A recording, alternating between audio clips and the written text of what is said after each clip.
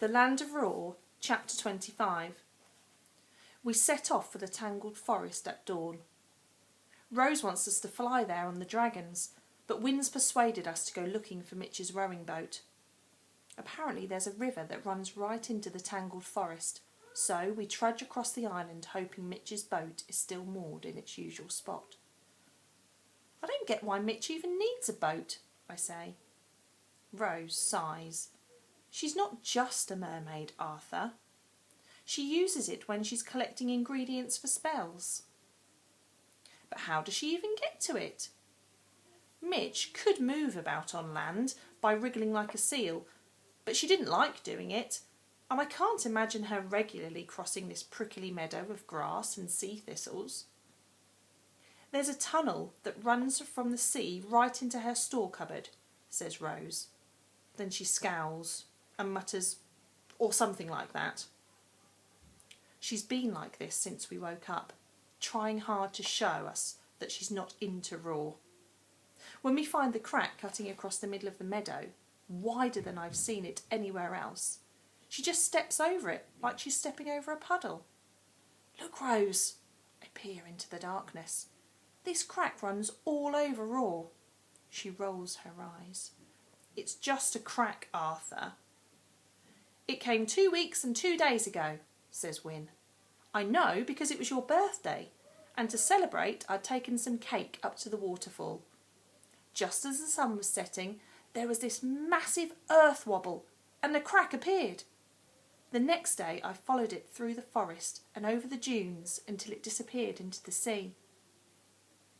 Me and Arthur had a massive fight that day, says Rose. Then she marches forward, calling over her shoulder, Hurry up! We find Mitch's boat pulled up on a pebbly beach. From here we can see the Archie Plago spread out in front of us, each island glowing in the early morning light. But Rose barely glances at it. Instead, she grabs the front of the boat and starts heaving it towards the water. Help me, Arthur, she snaps. The sooner we get to the tangled forest, the sooner we can get Grandad and get out of here. That's another thing she's doing, ignoring Wyn and acting like he isn't there. Wyn doesn't seem to care. He just grabs the other end of the boat and starts pushing. Mitch's boat is a normal wooden rowing boat, but with jars crammed under the seats and in every corner. Lots of them still contain ingredients Mitch collected. And as we push the boat into the water, glowing ferns and wriggling blobs swish around in the jars. The moment the boat's afloat, we jump in and Rose and I take the oars. We've barely left the island behind us when Rose starts complaining. You've got to row faster, Arthur, or we'll never make it to the tangled forest. You row faster, I say, but secretly I'm wondering if she's right. We don't seem to be making much progress. We need a bit of help, that's all, says Wyn. Give me your watch, Arthur. I hand him my Casio, and he leans over the side of the boat and starts splashing it about in the water. Come and get it, he calls. Arthur Trout's lovely watch. Wyn, what are you doing? It's water resistant, not waterproof. My words die away as a dark brown hand slips out of the water. Webbed fingers snatch my watch, then disappear again. A second later, the head of a merboy appears. He has shell-encrusted skin, weed tangled in his hair, and his chest and shoulders are covered in intricate tattoos. He looks at us, one at a time, his jet-black eyes lingering on me and Rose. The gills at the side of his neck open and close with a wet slurping sound. Then he says something that sounds a bit like, Fish, Mr. Splish. Well, go on, Rose, says Wyn. Ask him. Rose looks at Wyn properly for the first time today. Ask him what? To pull the boat. She gives an exasperated laugh. How can I ask him that? I don't speak Mermish, or whatever weird language he was speaking in.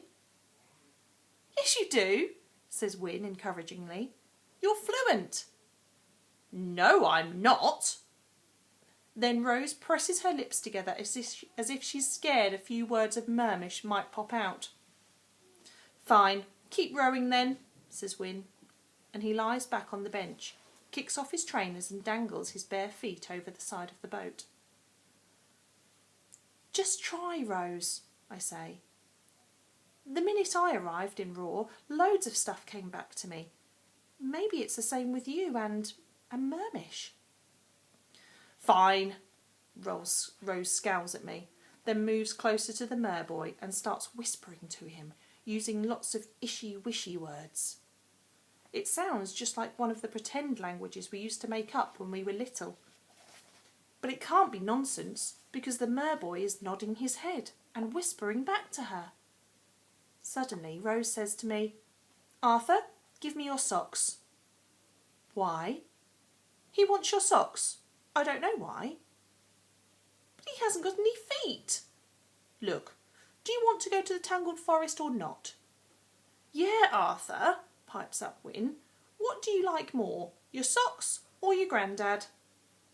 With a sigh, I take off my socks and hold them over the edge of the boat. The merboy's fingers close around them and he disappears with them under the water. Great, I say. He's gone and now I've not got my watch or any... With a sudden lurch, the boat shoots forward. I manage to grab on, but Wyn slams back into the jars between the seats. Mer power! He cries, as the merboy swims ahead of us, a rope held tightly in his sock-encased fist. The boat picks up speed, bumping over the waves and sending water spraying over us. Then I feel something bash against us. A moment later, a sleek silver tail flips out of the water, and then a webbed hand grips the side of the boat, followed by another and another. I look around and realise that the water is packed full of mermaids and merboys, all propelling us forward. Wyn scrambles back onto the bench as we fly over the surface of the sea. What did you say to him, Rose? I shout. She turns around and her hair whips across her face.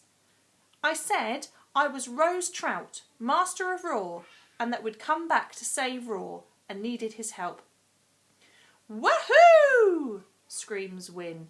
Hear her roar! He attempts to high-five her, but she just scowls and bats him away like he's an annoying furry.